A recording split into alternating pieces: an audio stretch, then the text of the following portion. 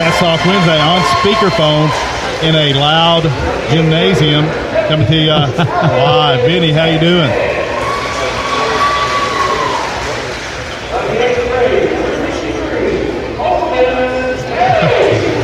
Yeah, this, we originally were going to be outside for this, and we thought we'd have not great acoustics per se, but it would be quieter. This is, but the energy level inside is unparalleled.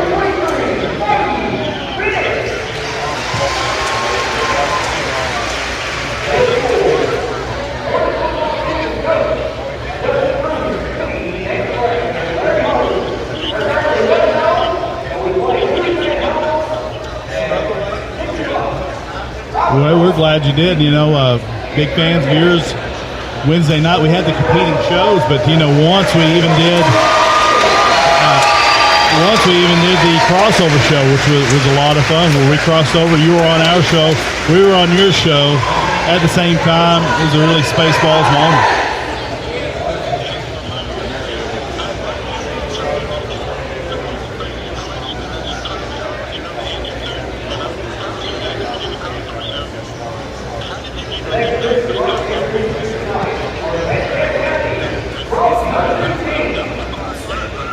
Oh, okay. This is something I should have probably written something about, because I confuse people. Some people think my name is Tony, which it's not, but I don't mind. I like that name, but my name is Stockton, Bryant Stockton. But years ago, I was teaching. I still teach, but I was doing one-act plays in class. And we had an awards show at the end of the plays where we gave Best Actor for Best Screenplay, things of that nature. On Broadway, the awards are the Tony Awards. So I just added a Y to my name and made them the Stock Tony Awards, and that just sort of stuck.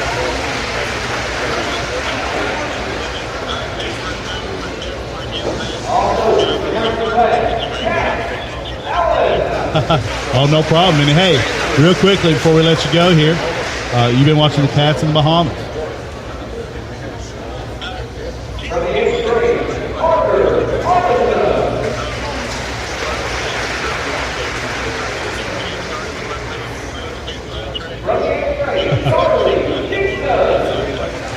A lot of excitement, obviously, in the air right now for the Cats. Big win last night against a 9 or 10-point favorite Argentinian team. I know it's early, but I think the excitement is palpable, and I think it's warranted.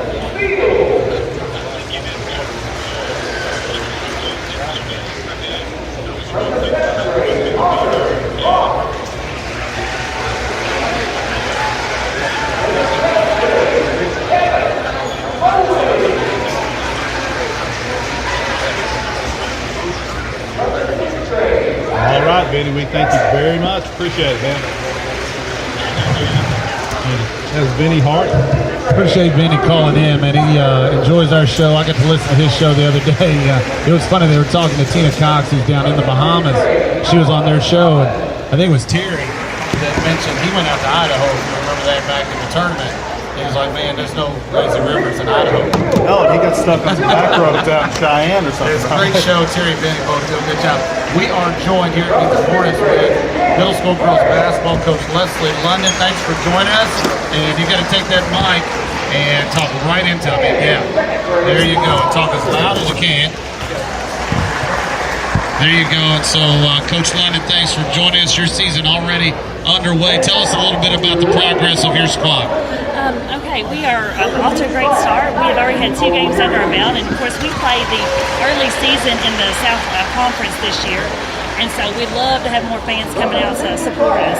Our 8th grade we're very inexperienced with our younger kids, but our 8th grade, we have 5 strong 8th graders that have come out, and they really have a good style of basketball, getting up and down the court, running the floor. And they're a fun group to watch. We may not always win every game, but we are going to be a fun group to watch, I believe. I think the theme of my questions so far has been challenges. I know it's a little hard to hear. has been challenges. What is the challenge of starting a season so early, especially when our school starts so late and other schools are starting to get back into school? We still have a couple of weeks. Yeah, we have spent a lot of time in the gym. That's been one of the challenges is these girls have given up a lot of their early mornings where instead of sleeping in, we've been up at 8 o'clock at the gym and going and working out. And we've given up a lot of those fun swim days and stuff, I guess the players would say.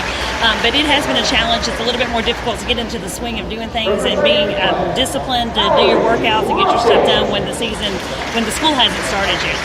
We also have, I was mentioning our 6th grade team. We have 4th graders and 5th graders that are playing up this year, and it has been amazing to me to watch those girls come to practice, and just in the short couple of weeks that we've been practicing, how much they have advanced and come together with their play. The first day they were scared to death of the team, and then by now they're right there jumping in and doing every drill and every skill with us. So that's kind of been exciting. But Yeah, exactly. Coach, you got to see him last night. Yeah, I got to see him, and I really enjoyed it. It's interesting. You have a dynamic. You talk about those young kids. Your 6th grade has 5 or 6 strong, and you were able to wear down Adair County last night. Then they turn right back around and play with the lone 7th grader, and so that makes it a little difficult there. And so the 7th grade probably going to have some struggles, some up and down, but still working through that. Then you turn around, and your 7th grader gets to play with the 8th graders who are a little more veteran. And, man, last night's game was tremendous.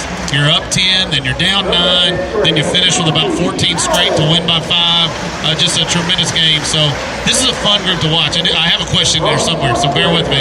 But what I like about this group, top to bottom, is they pass the ball and their floor vision is as good as any group I've seen in my 4 or 5 years here. What stands out to you as far as their ability to find each other? Well, I think they're just all such good friends. They're good friends on the court and off the court. And when you see them interact off the court, you realize that they're not out for me being the all-star on the team. They realize that we have to have everybody together and all 5 of us to make the team good.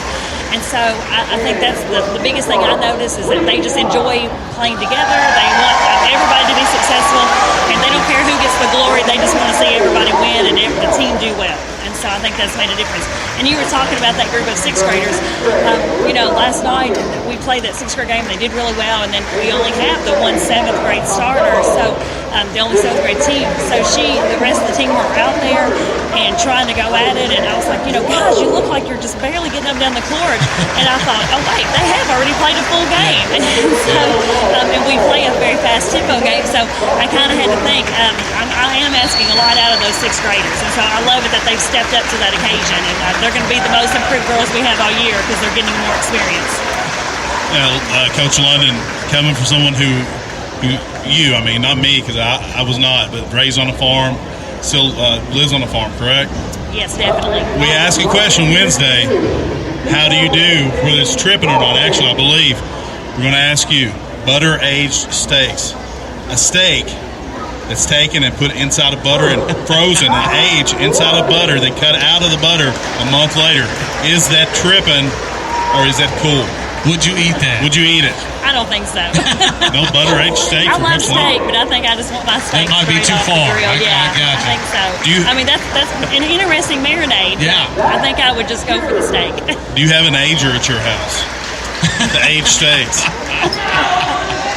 Steak doesn't last long enough at our house. I'm in the same boat, absolutely. That's a funny story from last night's show. Yeah. Coach Leslie London, you've been doing this for a long, long time. We appreciate your work, and the squad this year, they're looking really good. We look forward to seeing them as they progress. Thanks for joining us. Thank you very much. Thank you, Leslie. All right, that's Coach Leslie London, who is not a fan of butter-aged steaks. Who knew? Who knew? I would have, look, I agree with her, first of all. If a steak's staying around too long, probably not a good thing. Because if it were around, I'd be eating it. But if you put it inside of butter, I think this is the key. Put a steak inside of butter, put it in the ager, you kind of forget about it. The ager takes care of all things, man. It's a Ron Popeil theory. Remember Ron Popeil? Yes. What's your favorite Ron? We should do a cast off of Ron Popeil inventions. What's your favorite? Mine may be the Ron Popeil rotisserie oven. Yeah, I'll go with that one. He had the pocket fisherman. He had that spray on hair. Oh, spray on hair, yeah. The Weird Al Swan Song, Mr. Popeil, all those things. I'm going Ron Popeil all the way. I think it could be a great cast-off. Golf team being introduced right now. Golf team off to a hot start. Yeah, did well. Beat Clinton County the other day. Got some good golfers. You're the former golf coach, so you've left the program in good shape.